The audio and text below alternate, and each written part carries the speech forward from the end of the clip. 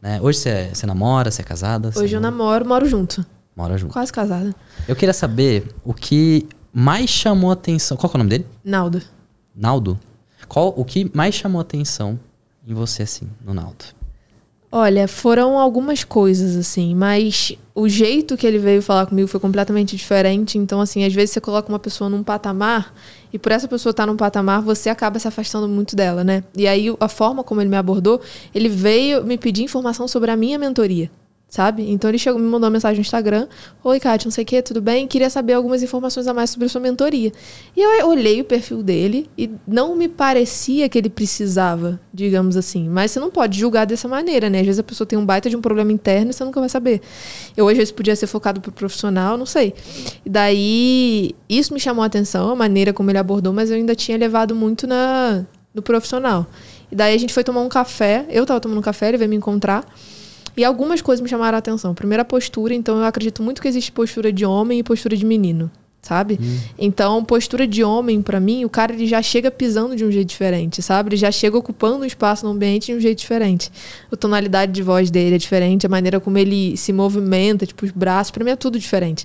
Então, eu não sei se é porque eu tenho esse nível de consciência, entende? De conseguir diferenciar uma postura de homem e uma postura de menino. Mas quando ele chegou, ele já... passam muito postura de homem pra mim. E a gente passou aquele dia inteiro conversando sobre trabalho.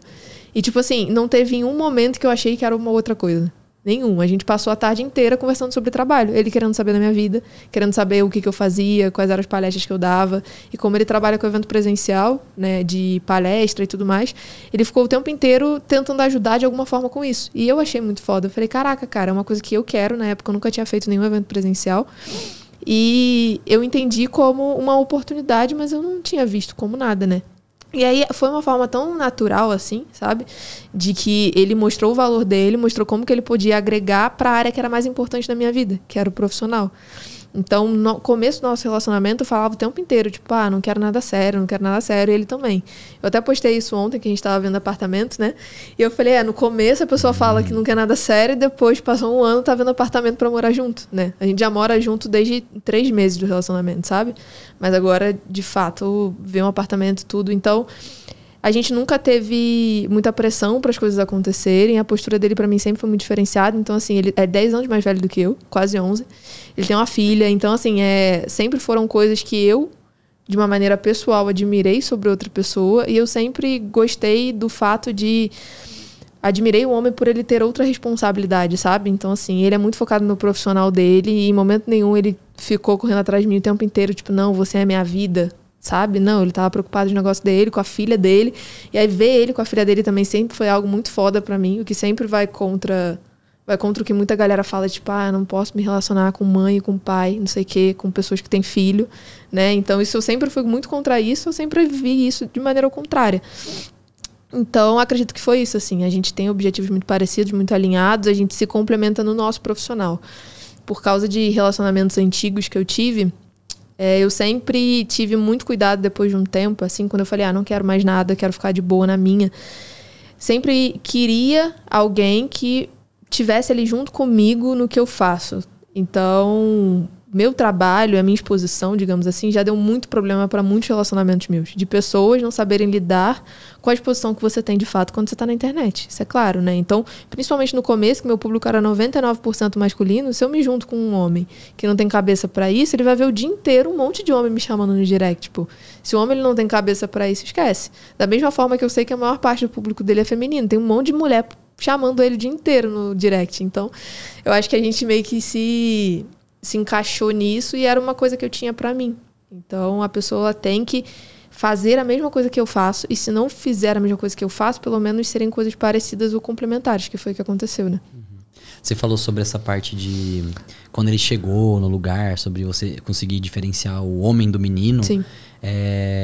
Você disse que você percebe, né? Mas eu acho que é inconsciente também. Sim. Acho que todo mundo percebe, né? Tipo... Não vou falar o dia, mas teve uma vez que veio aqui um rapaz que eu fiquei...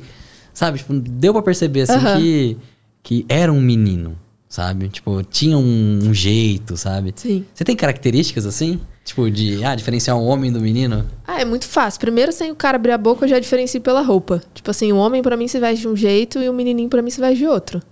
Tá? O menininho, pra mim, se veste de Vans, bermuda e camisa de time. Ou uma camiseta branca, tipo assim, aquelas coisas bem simplórias, sabe?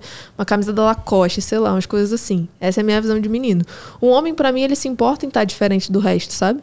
Então, ele vai se importar em estar com um sapato diferenciado, ele vai se importar em estar com uma roupa. Não que você não possa usar uma bermuda e uma camisa branca, sempre pode. Mas a roupa ela é diferente. Às vezes a cor da roupa é diferente, às vezes a forma como a roupa tá ajustada é diferente. Pra mim, homem se importa com isso. O menino ele não tá nem aí, pô, pra que tipo de imagem ele tá passando. Ele coloca qualquer coisa que vai deixar ele confortável e sai pra encontrar a pessoa. O homem não, o homem ele já tem um pouco mais de preocupação com isso. É a primeira coisa que eu percebo, roupa.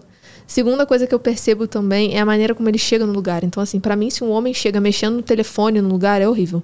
Tipo, a primeira impressão que você vai deixar pra outra pessoa é que você não olhou nem no olho dela, sabe? É que você tava mexendo no telefone.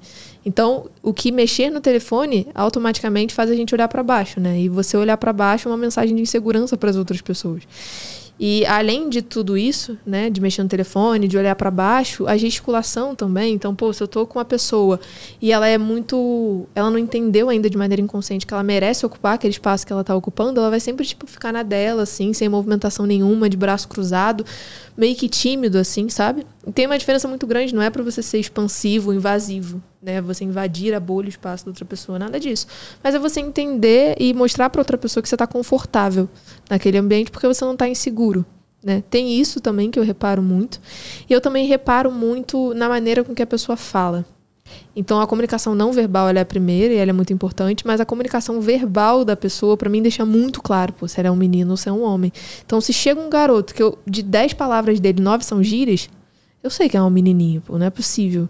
E eu sei porque eu já fui assim, sabe? Antes de começar, de fato, a trabalhar com o que eu faço, de me importar com tudo isso, de 10 palavras minhas, 9 eram gírias de carioca que ninguém aqui em São Paulo ia entender. Era tipo, era cara, era... E eu ainda tenho umas que eu fico o tempo inteiro me policiando pra isso, sabe? Então, são as primeiras coisas que eu percebo. Interessante. E aí, empreendedor, você já teve medo de estar pagando seus impostos da maneira errada? Já pensou se você está pagando mais ou menos do que você deveria? Com a DBI Contabilidade, eu te garanto que isso nunca mais será um problema. A DBI é rápida, acessível e acolhedora com seus parceiros. E eu falo isso pois sou um dos clientes da DBI também. Caso queira saber um pouco mais sobre a DBI, é só clicar no primeiro link da descrição.